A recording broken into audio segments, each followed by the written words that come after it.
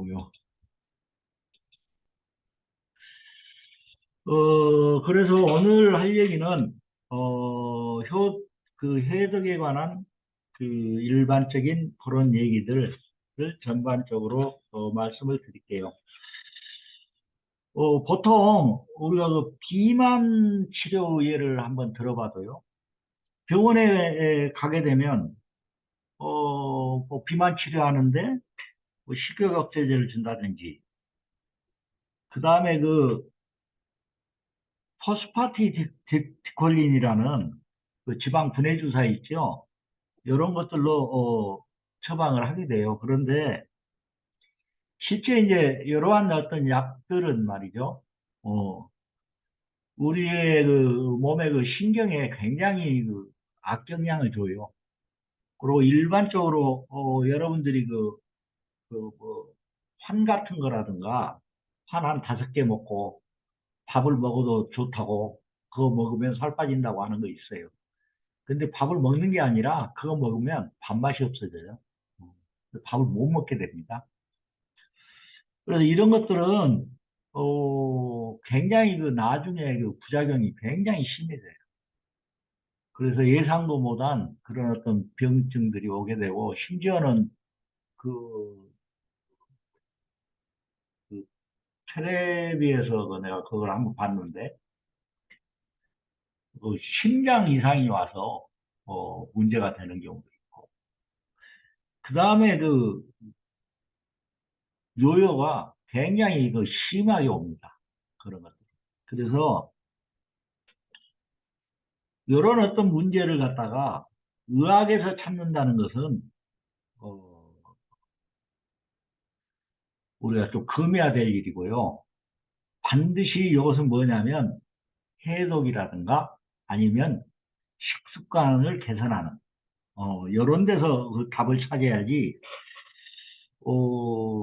그런 데서 뭐 인위적으로 어떤 약물 치료를 한다든지 하는 것은 굉장히 위험한 일이에요. 어. 현대의학에서는 실제 독소란 개념을 인정하지 않아요. 어. 그런데 그 실제 또 내시경으로 이렇게 보면요. 숙변 같은 거 보이지가 않아요. 그래서 인정하지 않는데 실제 우리가 장해독을 해보면 점막에 그렇게 막 장 속에 점막에 이렇게 코팅되어 있는 것들, 주름에 이렇게 끼어 있는 것들, 뭐 이런 것들이 점액질하고 장벽을 통해서 배출되는 그런 어떤 것들을 여러분들이 아마 확인을 하실 거예요. 물론 장맥 가스가 놈은 그런 것들을 갖다가 이제 뭡니까? 물하고 가스로 이렇게 분해해버리기 때문에 시체를 여러분 눈으로 볼 수가 없는데 FED를 하다 보면 한 7, 8일쯤 되면 굉장히 새카만 소위 말하는 숙변 같은 것들이 이렇게 빠져나오게 돼요. 어. 또 뭐 하나의 개념으로요. 사스 우리 들어왔을 때도 요 사스 자체도 현대의학은 해결하지 못한 그런 질병이에요. 그러나 우리나라에서는 크게 힘을 못 썼어요, 사스가. 왜 그랬을까요? 우리의 어떤 식생활 중에 발효 식품이 차지하는 그런 어떤 비중이 굉장히 큰 나라예요, 우리나라가. 그래서 아마 그런 영향에서 우리가 그런 이런 문제도 찾아볼 수가 있을 것 같아요. 그래서 결국이요, 영양을 분해한다거나 대사를 촉진한다거나 아니면 생리 활동을 촉진하는 이런 것들이 대체적으로 이제 효소로 직결되는데 이런 어떤 효소 요 문제는 아직까지 현대의학에서는요 풀지 못한 그런 어떤 숙제라고 보면 돼요. 에, 우리 몸은 날 때부터 잘 살 수 있게 그렇게 가지고 태어나요. 태어나는데 보통 사람들은 그러한 것들을 뭐라고 그러냐면 자연치유력이라고 얘기를 해요. 그런데 이 자연치유력은 우리가 계속 생활을 해감에 따라서 나이가 들어감에 따라서 점점 그 힘이 약해지게 된다는 얘기. 이 얘기는 뭐냐면 자연치유력이라는 것은 우리 몸이 어딘가 안 좋아졌을 때 스스로 치유하는 그런 능력이에요. 그리고 우리가 태어났을 때 그런 능력을 다 가지고 태어나요. 난데 여러 가지 이유로 문제는 독소죠. 그런 것들로 인해서 이런 자연 치유력이 점점 상실되게 되는 거죠. 즉 말해서 우리 몸이 병들고 균형이 깨졌다는 것은 무슨 얘기냐면 우리 몸속에 정상적인 흐름, 아까 얘기했듯이 자연 치유력, 이게 또는 우리 어떤 장기들 간의 공존 관계가 깨졌다는 것을 의미한다는 얘기예요. 물이 이렇게 고여 있으면 안 흐르고 고여 있으면 통하지 않고 잘 흐르지 않고 고여 있으면 어떻게 돼요? 썩는다고요. 각 기관의 혈액과 모세혈관까지도 피가 계속 흐르지 않는다고 생각하면 다 썩을 수밖에 없는 거예요. 어. 그래서 우리 몸이 그 자연 치유력을 완전히 갖고 있다라는 것은 물론요, 요 자연 치유력이라는 것은요, 우리 몸의 모든 장기들이 잘 통한다. 이런 개념으로 여러분이 정리를 해 주시는 게 좋아요. 요게, 예를 들어서요, 마을에 어떤 시골 마을이라고 칩시다. 낯선 사람이 이렇게 나타나게 되면 어떻게 돼요? 어, 낯선 사람이 이렇게 나타나게 되면 이제 서로 도와서 그 사람을 이해를 한다든지 아니면 자기 어떤 그 마을 사람들 입장으로 순환을 시킨다든지 이렇게 해야 되는데 현대 도시 같은 경우는 여쭈도 잘 몰라요. 누가 왔는지도 몰라요.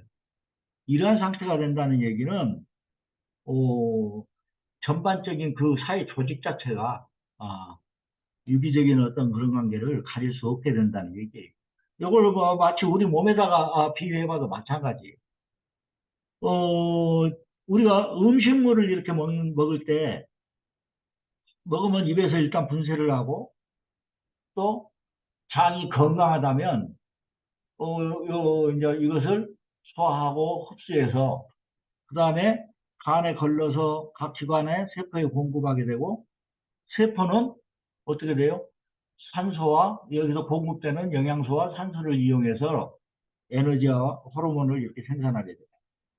또 호르몬을 다른 세포나 기관에 이렇게 막 보내게 되고 또 이제 이 과정에서 노폐물이 생기면 간에서 해독해 가지고 우리의 어떤 배설기관인 예를 들어서 피부도 좋고 아니면 이 폐도 좋고 아니면 뭐 대장이라든가 이런 데로 이렇게 배설을 쭉 해내야 돼요.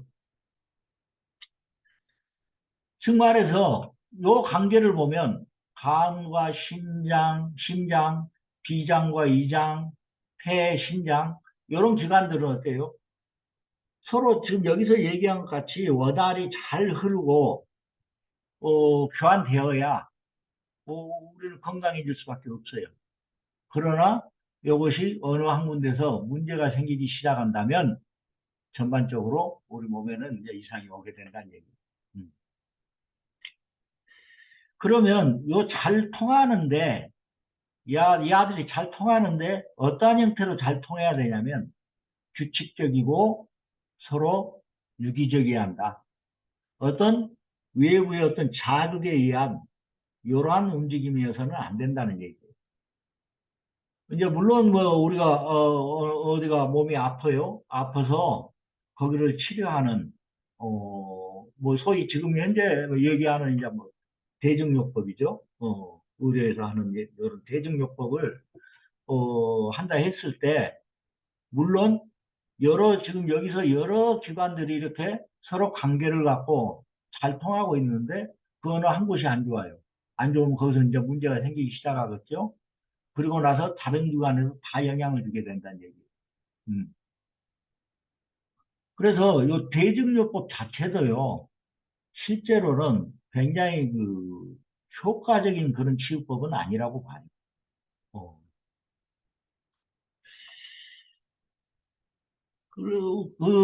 그래서 어떻게 또 각 기관이 규칙적이고 유기적으로 동작해야 하는 거냐면, 보통 각종 장기도요, 시간적으로 규칙적이어야 한다는 얘기예요.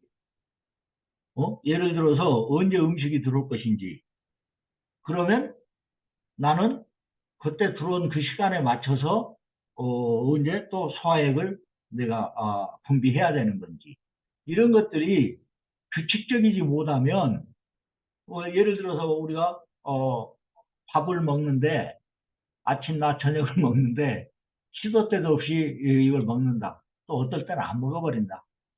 했을 때는 어떻게 되겠어요? 어, 예를 들어서 먹어야 되고 계속 먹었던 시간에 규칙적으로 먹었는데, 어느 시간에, 내가 밥을 안 먹었어. 안 먹으면 위에서는 어떻게 되겠어요? 나 이 시간에 습관적으로 이렇게, 위산이 나왔단 말이죠. 나왔는데, 안 먹어. 안 들어와. 안 들어오니까 그 위산이 어떻게 되겠어요?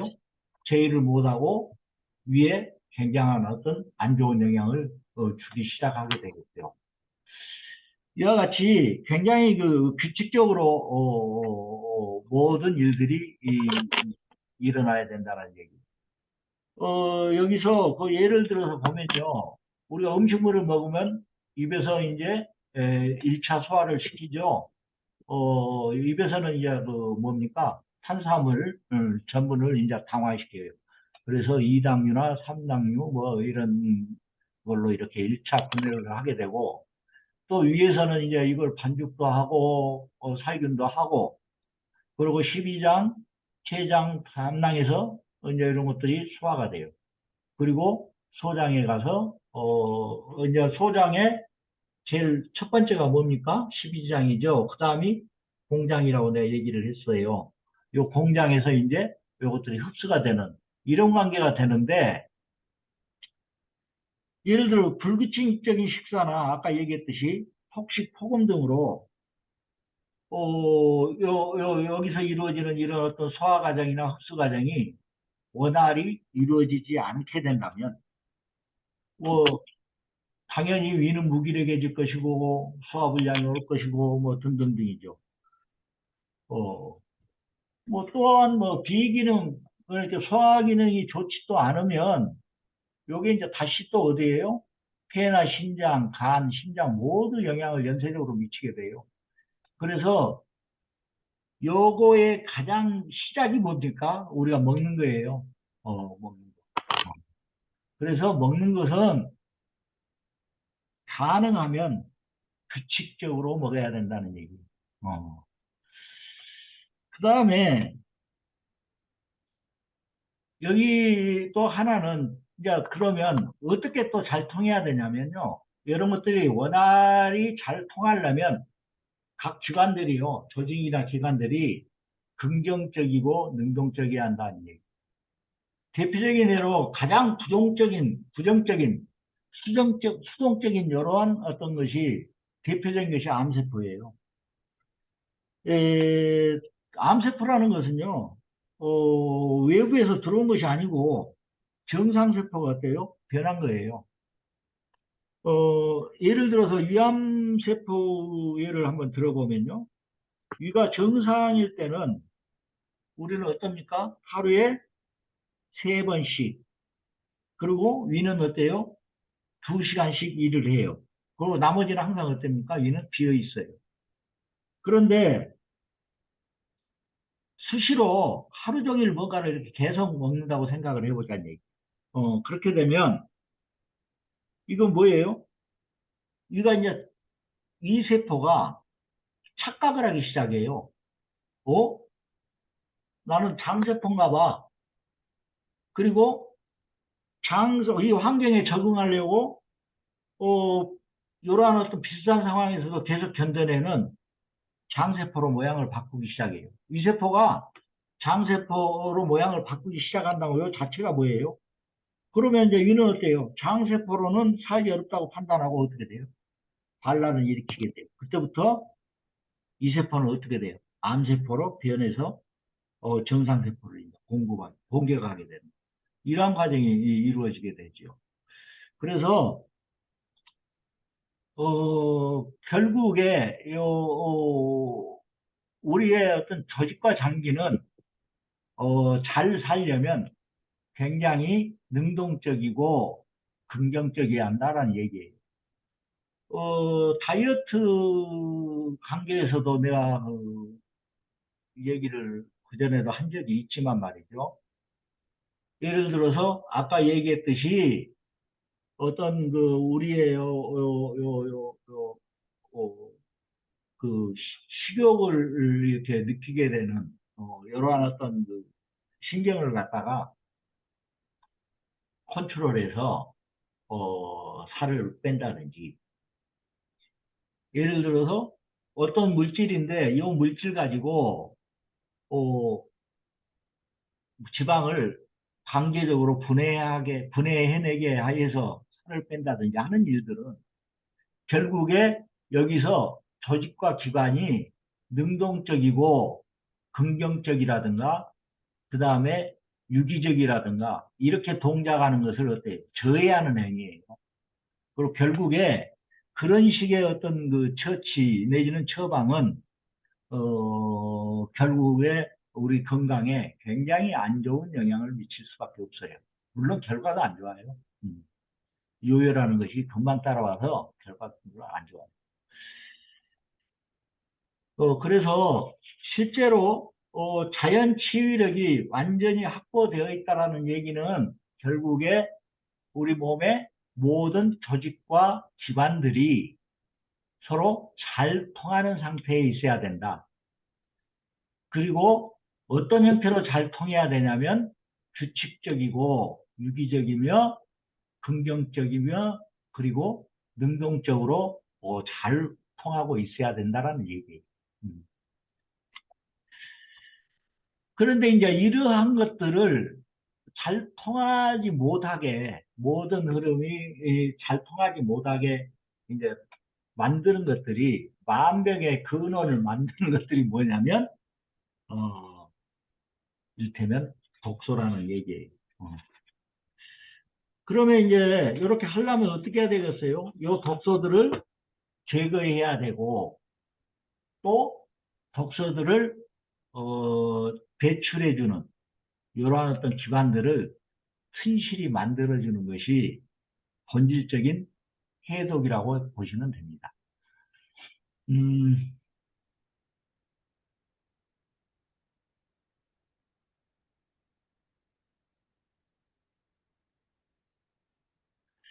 그래서 독소에 대해서 쭉 한번 일반적으로 우리가 그 알고 있는 이런 독소에 대해서 몇 가지 내용을 보기로 하지요. 독소는요 크게요 우리 몸에서 어떤 대사 과정이나 그 다음에 소화 과정에서 발생하는 그러한 어떤 독소들 이런 것들을 내독소 그 다음에 외부적으로 이제 우리가 이렇게 접하고 또 뭐 그러는 외독소 그 다음에 내독소 중에서 특별히 우리가 주의하고 알아둬야 할 것이 이 활성산소 이런 것들이에요.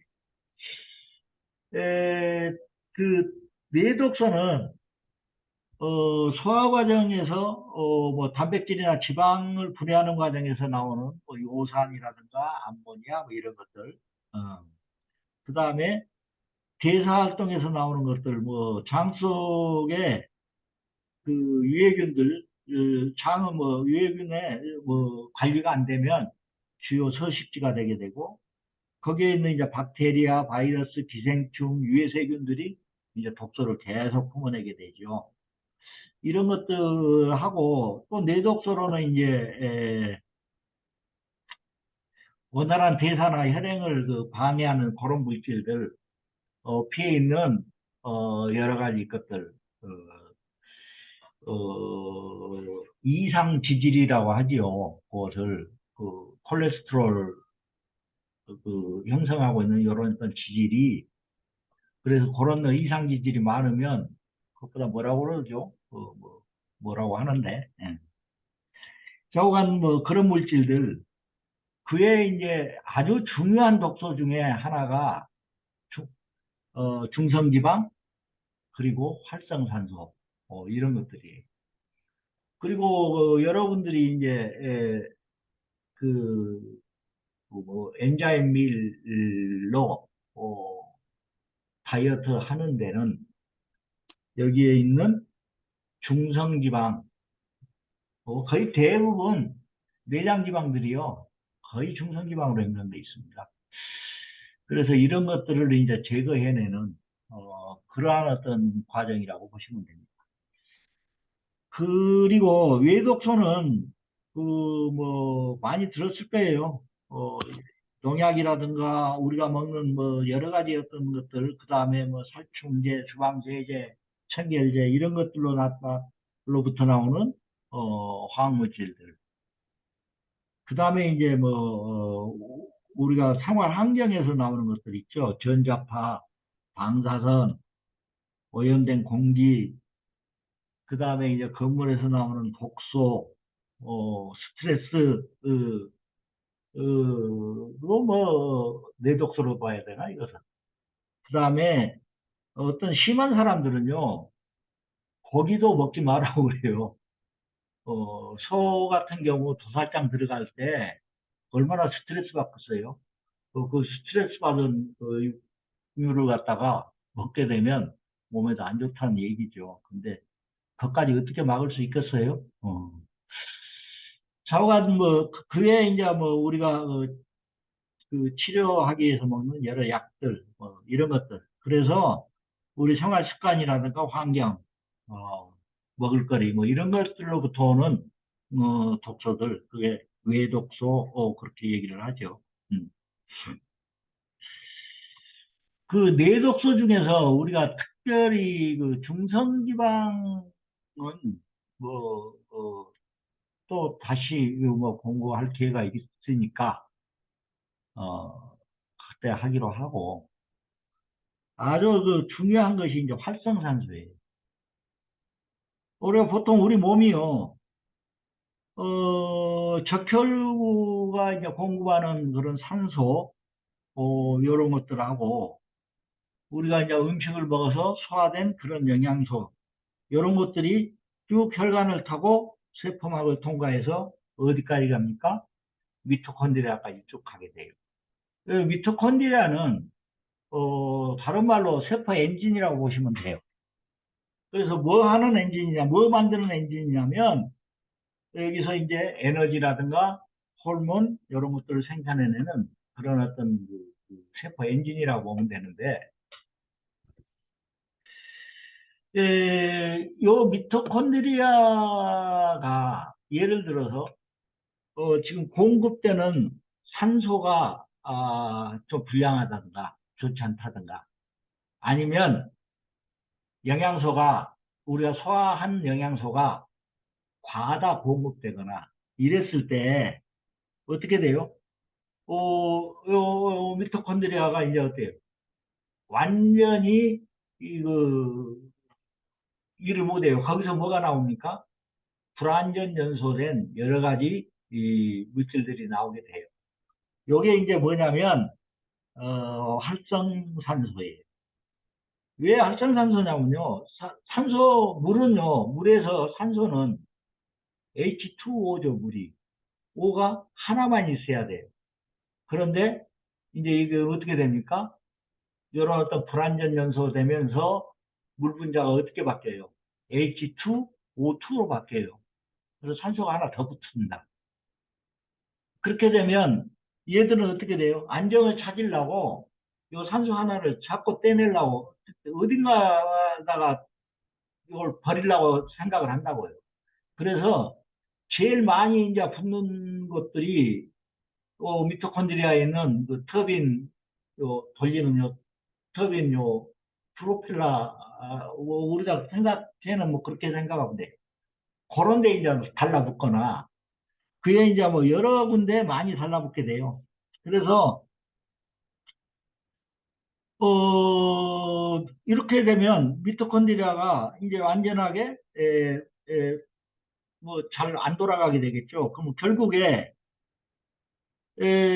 활성산소로 인해서 미토콘드리아가 뭐 기능이 떨어지거나 아니면 심한 경우에 파괴된다고 한다면 어떻게 되겠어요? 에너지 생성이 점점점 떨어지게 되겠죠.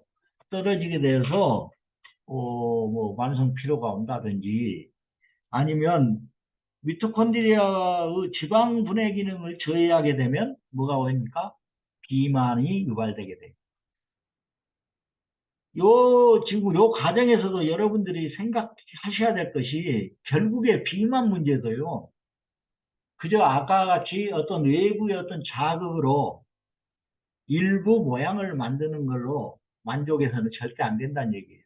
그렇게 하면 건강에도 치명적일 뿐만 아니라 결국에 결과가 좋지 않아요. 해독이 반드시 전제돼야 돼요.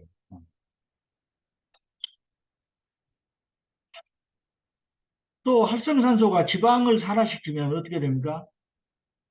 독소가 발생하여서 지방에 있는 세포막을 파괴하게 되죠. 또 단백질에 수용체 그 활성산소가 붙으면 그 수용체가 기능을 잃어서 뭘 유발합니까? 당뇨를 유발하게 돼요. 음. 그래서 결국에 요 활성산소를 잡아주는 애들이 뭐냐면 그런 요소들이 어떤 거냐면 여기에 있는 여기 슈퍼옥사이드 디스뮤타제라는 SOD라고 뭐 간단하게 얘기하는데 요 항산화 요소입니다. 그래서 이것은 활성산소를 억제하거나 제거해주는 그러한 요소예요. 그다음에 카탈라제 이것도 그 과산화물 축적을 봐가지고 그 그러니까 과산화물이란 게 뭐예요? H2O2 산소가 과하게 많은 이런 물질들이에요. 전부 활성산소죠. 에 의한 손상으로부터 몸을 보호해주는 그러한 요소예요. 카탈라제. 그래서 이 카탈라제 가지고요. 어, 그 장사도 가끔 해요. 사람들이. 그 탄산 음료 같은 경우 있잖아요. 카탈라제를 거기다 집어넣으면 거품으로 전부 불은데하고 거품으로 싹 올라오게 돼요. 맥주도 마찬가지. 이 카탈라제도 항산화 요소의 대표적입니다. 그 다음에 이제 요 글루타치온 S 트랜스퍼라제 여기서 많이 들어봤죠. 이것도 항산화 요소예요. 그래서 이것도 그 활성산소를 독성이 없는 지방 알코올로 전환시키는 그러한 어떤 요소들이에요. 그리고요 이제 GST 요것은 우리가 그 커피 관장을 했을 때 그 커피에 있는 여러 유기산들이 요 GST를 갖다 자극을 해요. 그래서 얘들 활동을 굉장히 활발하게 만들어줍니다. 물론 여기에 있는 그 슈퍼 옥사이드 디스뮤타제 이것도 마찬가지고요. 카탈라제도 마찬가지고. 그래서 이런 것들을 간에 있는 이런 것들을 갖다가 활성화를 시켜서 뭡니까? 활성산소를 제거하는데 도움을 줍니다. 그래서 그 커피 관장은 여러분이 따로 뭐 얘기가 또 한 챕터가 마련돼서 얘기를 하겠는데 그것을 궁극적으로 대장 청소하는 이러한 개념으로 보시면 안 되고요. 간 해독의 개념으로 보시는 것이 옳습니다. 물론 그 건강 염려증 있는 사람들이 관장을 자주 하면 뭐 학문의 관략근이 뭐 어떻게 되어서 뭐 나중에 문제된다고 얘기하는데 그런 걱정은 전혀 안 하셔도 돼요.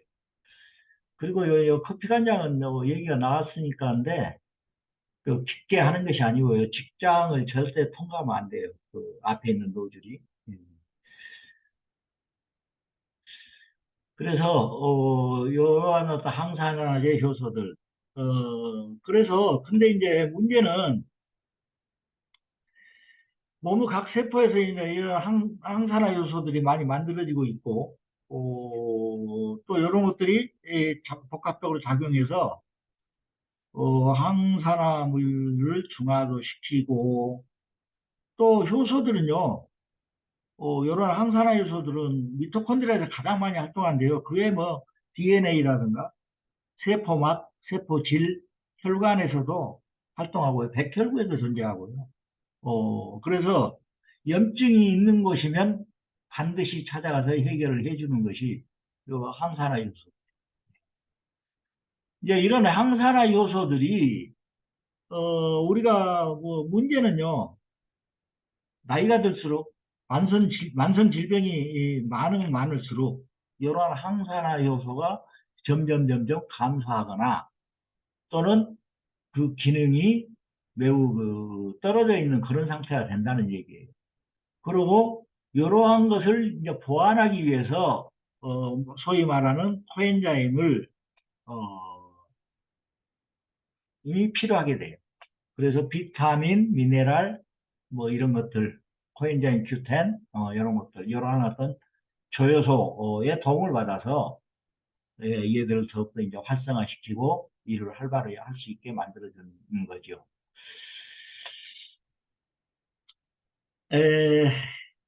근데 이제 중요한 것은요, 활성산화물들 이런 것들은 항산화 요소 또 여러 항산화 요소의 기능을 보존해주는 그다음 뭐라고 그럴까요? 보완해주는 이런 조효소 이런 도움을 받아서 중화시키고 뭐 이러지만 중화시킨 것까지가 문제가 아니에요. 최종적으로는 어때요? 최종 해독 기관 대표적인 게 장, 간 이런 데서 해독해서 다시 배출되어야만이 안심이 되는 것이지 이것이 되지 않는다면 결국에 여기서 중화까지 돼 있다 하더라도 다시 이것은 몸에서 나가지 않으면 다시 또 뇌독소로 변해서 우리 몸을 공격할 거예요. 그래서 뭐 쉬운 얘기로요. 잘 먹고 잘 싸면 결국에 어, 건강해질 수밖에 없어요. 네. 그래서 여기에 있는 여러한 어떤 그 해독 기관들도 튼실하게 만드는 것이 완전한 그 해독을 하는 그런 어떤 지름길이라고 보시면 됩니다. 처음에 얘기했지만요, 우리가 그 건강한 몸은 자연 치유력이 있다. 그런데 아까 같이 여러 이유로 인해서 뭐 질병이 오게 돼요. 그리고 보통 사람들이요, 보통 조금만 이상해도 병원 찾아가고 약 갖다 먹고 뭐 그런 일들을 해요. 근데 실제적으로 약으로 치료할 수 있는 그런 질병은 20% 정도라고 보면 돼요. 그리고 이제 그 범주를 벗어난 것들은 뭐 수술을 한다든지 여러 가지 방법을 쓰게 되는데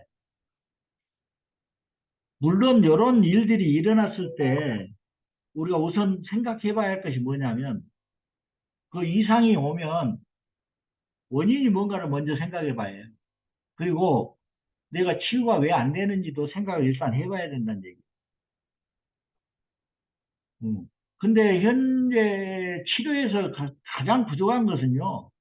어떤 거냐면 독소를 인정하지 않고 있다는 얘기예요. 음. 현대의학에서. 어. 그래서 그렇지만 누가 뭐라 해도 이것은 답은 독소에 있어요. 어. 그리고 우리는 지금 요 독소를 해소하기 위해서 독소를 우리 몸에서 어, 몰아내고 또 여하의 여러 기관들이 또 우리가 독소를 접하지 않을 수가 없어요. 외부적인 요인도 그렇지만 내부적으로도 여러 가지 그 소화 대사 과정에서 발생할 수밖에 없어요. 했을 때 이런 것들을 잘 해독하고 그다음에 배출할 수 있게 이러한 어떤 해독 기관들을 튼실히 하는데도 집중을 해야 될 것이다 라는 얘기예요. 그래서 보시면 결국에 이러한 어떤 그 해독 기관들 뭐 간, 대장, 림프, 신장, 폐, 피부 이런 데가 전부 뭡니까? 해독 기관들이에요. 그래서 이러한 것들을 튼실히 해야만이 되겠다. 그러면 이제 원래 대표적인 해독 기관 중에 간하고 장에 대한 일반적인 이제 뭐 이건 따로 또 챕터를 마련해서 간해독, 장해독 요걸 다시 얘기하겠지만 일반적으로 얘들이 지금 해독을 하는 어떤 과정 은 어떻게 되는 건지 이를 한번 보기로 하죠.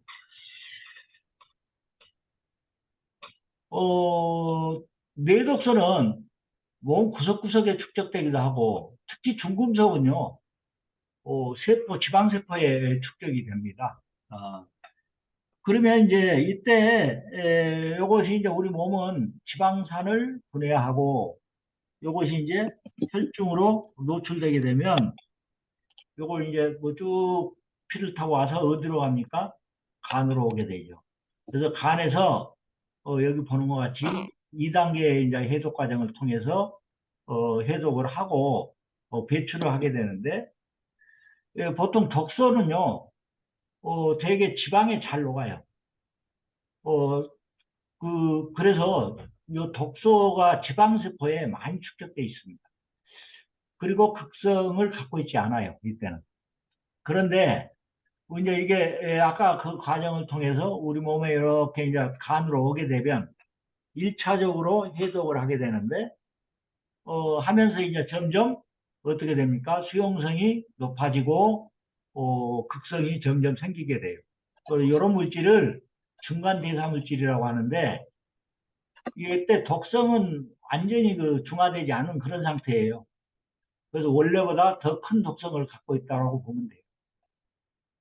이제 여러분들이 생각을 한번 해봐요. 근데 간 기능이 안 좋다 했을 때 어설프게 요 단계까지 해독을 하게 되면 오히려 간에서 어떻게 돼요? 해독을 하는 게 아니라 독성을 어때요? 더 키우는 그런 어떤 일이 될 수밖에 없어요. 그리고 나서 이제 마지막 간에서 이제 2단계 해독을 하게 되는데 완전히 해독이 되면 독성도 없어지고 여기 이제 완전히 수용성으로 바뀌고 그리고 아미노산이나 황산을 많이 소비하는 그런 이제 물질로 바뀌게 돼요. 그래서 이것을 뭐라고 그러냐면 최종 대사물이라 합니다. 그래서 간에서 이제 완전히 해독이 끝나면 이 최종 대사물은 그 종류에 따라서 하나는 신장으로 가서 소변으로 이렇게 나올 것이고 또 어떤 물질들은 이제 그 우리가 간 해독할 때 그 봤죠? 강관 그다음에 담관을 이렇게 통해서 쭉 나와요. 그래서 이제 그게 12장으로 와요. 와서 그다음에 단계인 중장으로 이렇게 가게 되죠. 소장으로 가게 되는데 여기서 이제 별 문제가 없으면 대장을 통해서 대변으로 이렇게 빠지게 되죠. 근데 소장 내 유해균이 굉장히 많아요. 그러면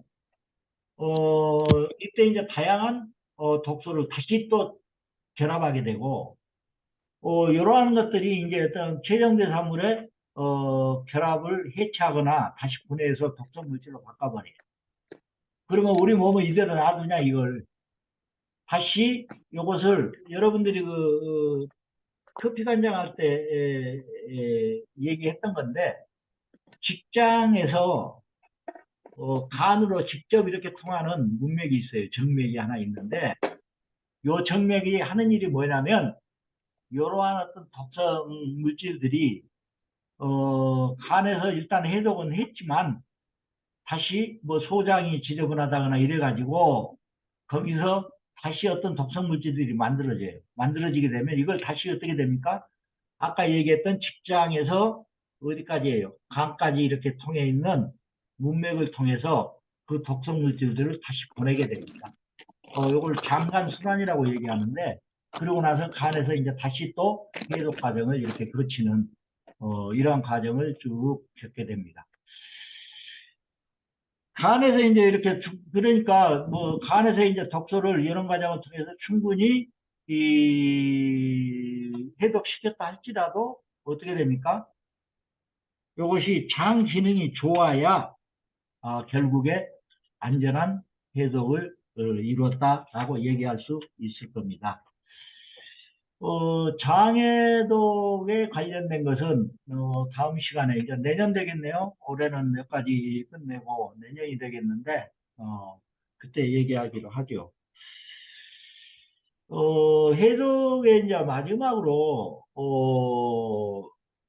해독에서 여러분들이 좀 알아두셔야 할 것이 뭐냐면 우리 몸에서 쓰는 에너지 이 사용 방법이에요. 굉장히 관련이 많아요. 우선 보죠, 뭔가. 몸속에 우리가 하루 만들어내는 이런 에너지들이 있어요. 그 에너지는 한정되어 있기 때문에 항상 사용 순위가 정해져 있다는 얘기예요.